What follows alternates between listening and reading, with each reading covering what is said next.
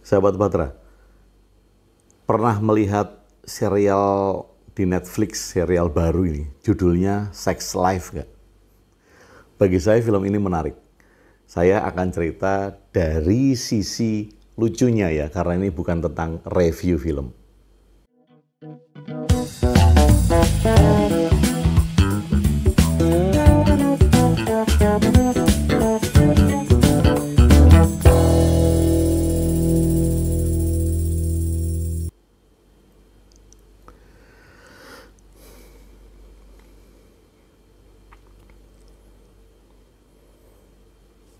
Kemarin dari perjalanan Malang ke Jakarta, saya menggunakan satu bus yang bisa tidur, sleeper bus gitu.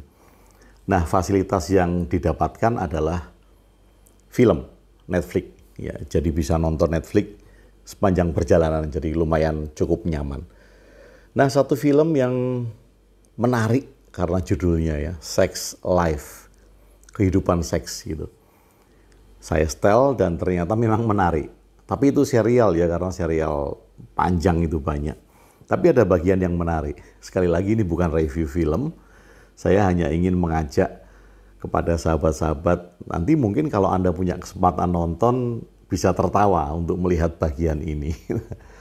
Tapi di samping itu ini juga bisa menjadi pelajaran bagi kita tentang kehidupan seks itu sendiri. Nah, ceritanya, ada seorang perempuan yang sudah menikah, sudah punya anak. Diceritakan di awal-awal pernikahan itu mereka sangat hot, ya, sangat panas dalam kehidupan seks. Tapi kemudian punya anak satu, punya anak dua, dan ternyata makin lama si wanita ini merasakan bahwa kehidupan pribadi seks mereka itu makin hambar. Bahkan si suami sering terlalu fokus kepada pekerjaan, kepada nonton bola gitu. Jadi sudah tidak bergairah seperti dulu. Walaupun dua-duanya masih muda. Nah, kemudian karena gejolak di dalam diri si wanita ini, maka kemudian wanita ini menulis sebuah jurnal yang menceritakan pengalaman seks dia sebelum menikah. Jadi dia punya pacar. Nah, di jurnal itu dia menceritakan sendiri pengalaman-pengalaman seksnya dulu yang sangat bergairah. Nah, dari jurnal itu kemudian dia bisa membangkitkan gairahnya atau bisa memendam rasa kecewa terhadap situasi itu. Nah, sebenarnya dari sisi ini bagus ya, jadi menulis atau jurnal itu bisa menjadi ajang atau wahana atau terapi untuk menstabilkan emosi. Nah, di jurnal itu dia menceritakan bahwa dulu dia pernah melakukan seks di kolam renang, di stasiun kereta api, di toilet umum, gitu, di mobil, di bagian-bagian rumah tempat mereka tinggal dulu ya. Nah, itu sangat panas dia menceritakan, itu sangat vulgar. Suaminya melihat dan membaca jurnal itu. Kemudian suaminya ini mengerti bahwa ternyata si istrinya itu punya pengalaman seks yang hebat sebelum itu. Nah, makanya kemudian suami ini curiga kepada laki-laki yang menjadi pacarnya dulu. Dicarilah si laki-laki ini. Apa yang membuat istrinya itu masih teringat? Apa yang membuat istrinya itu masih berapi-api menceritakan kehidupan seks mereka dulu. Walaupun dia cemburu, si suami ini, tapi menutupinya dan berusaha untuk menjadi seperti laki-laki itu. Mulai memberikan surprise, mulai mengajak untuk berkencan gitu. Tapi ternyata suami ini merasa tidak berhasil. Lalu dia memutuskan untuk menemui si laki-laki itu. Dicarilah. Ada namanya, kemudian dicari dan ketemu. Laki-laki ini tidak secara langsung menemui, dia hanya mengikuti saja karena dia ingin tahu apa yang menarik bagi laki-laki itu, atau apa yang membuat istrinya masih teringat dengan memori-memori mereka. Nah, diikutilah. Diikuti pada suatu hari, si laki-laki yang diikuti ini masuk ke sebuah fitness center. Nah, dia juga masuk fitness itu. Dia pesan handuk, kemudian dia melihat seberapa kuat beban yang bisa diangkat. Dia juga mulai mengangkatnya si suami ini. Wah, ternyata aku juga nggak kalah kuat gitu kira-kira. Kemudian alat-alat yang dipakai oleh laki-laki ini semuanya dicoba juga oleh si suami ini. Dan dia mengatakan, sama, kekuatannya sama denganku gitu. Setelah fitness ini selesai, maka mandi. Nah, dia juga mengikuti ke kamar mandi. Nah, kamar mandi di sana, di fitness center ini kan banyak tidak ada sekatnya kan. Jadi shower terbuka, jadi masing-masing laki-laki ini kan bisa melihat. Kemudian si suami ini sangat memperhatikan si laki-laki itu yang sedang mandi, sama-sama telanjang. Dari bentuk badannya, dari kekuatannya tadi ya, dari ototnya, apa sih yang menjadikan menarik bagi istrinya gitu. Kemudian dia menunggu nih.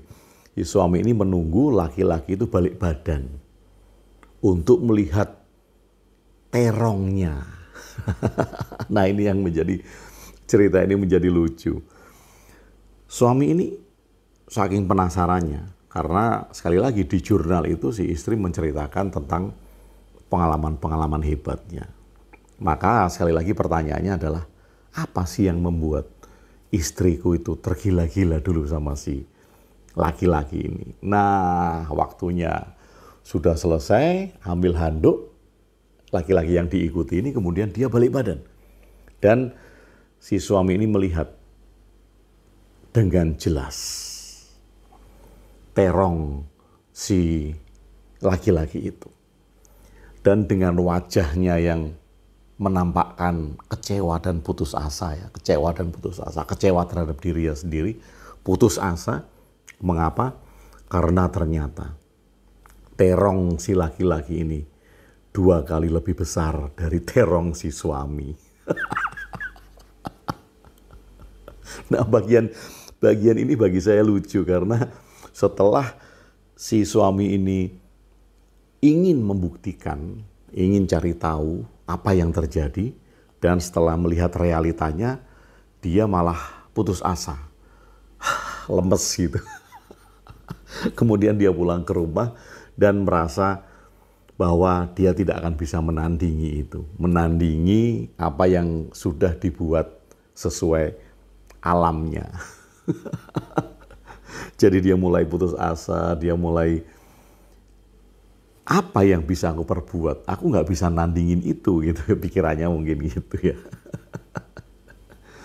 Cerita ini memang tidak sependek itu, kemudian masih berlanjut cerita-cerita yang lain. Tapi bagian itu bagi saya sangat lucu, sangat memberikan pelajaran sebetulnya, bahwa kadang sebuah kejujuran atau keterbukaan itu membuat sakit, membuat pedih. Jadi kalau ada orang yang pengen tahu, kemudian ternyata dia tahu, mungkin akan kecewa.